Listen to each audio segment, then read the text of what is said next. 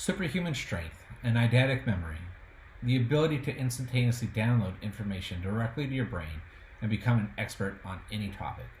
These are just a few things that one day could be possible with the help of robotics and artificial intelligence, and they are a far better way of looking at the future than the doomsday type scenarios that are common in pop culture. Hello, my name is Michael Hewitt.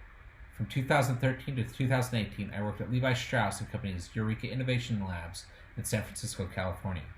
During my time there, I worked on several projects which utilized both robotics and AI to reinvent processes involved in denim finishing that would later revolutionize the way Levi's distresses a pair of jeans and is now being mimicked all over the world. We are all here for the same reasons: to earn a degree that will improve our chances of getting a job that we will enjoy and can be proud of. And once we land our dream job, no matter the industry, robotics, automation, and AI will make their presence known. Whether we like it or not, they will be a part of our future, and we can either fear this future or do our best to prepare for it. Today, I would like to discuss why our inevitable integration with machines should be embraced and not feared. To do this, we must first familiarize ourselves with what AI, robotics, and automation are.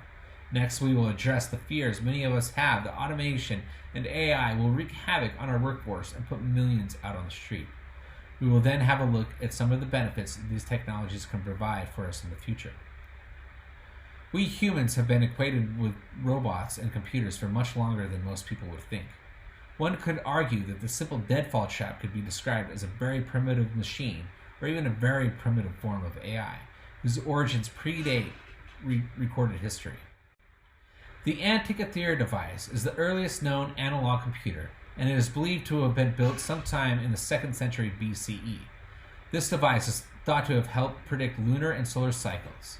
While the Antikythera device may have been a marvel in its day, it was not likely to have had the ability to strike fear in the imagination of humans around during its time. This type of machine would have to wait until medieval times and the age of automatons. In 2008, an article entitled History of Robotics, published on robotshop.com, described automatons as figures resembling humans that were used to trick peasants into believing in a higher power. Pretty scary, right? I would much prefer to think about automatons as something you might find in Geppetto's workshop. But now let's fast forward a few hundred years. Starting in the late 19th century CE, more and more machines began invading our lives and our homes.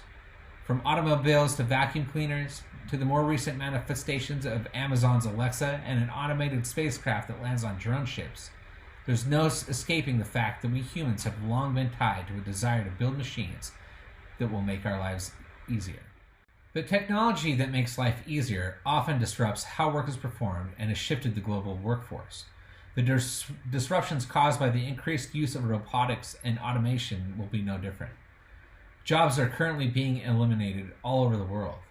In a DW documentary that aired in 2017, chief economist at ING DeBa, Kirsten Brzezinski, reports that many workers, both skilled and unskilled, are in danger of losing their jobs to automation and digitalization.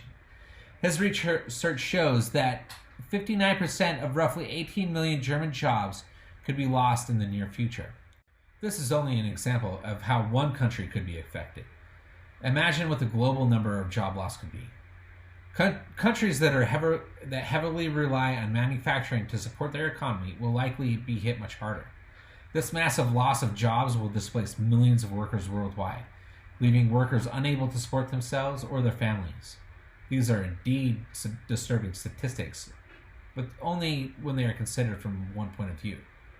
In contrast, a study undertaken in 2015 entitled The Impact of Technology on Jobs in the UK, that can be found on Deloitte.com, shows evidence that technology and automation has created new jobs that pay on average $13,000 per year more than the jobs lost due to automation.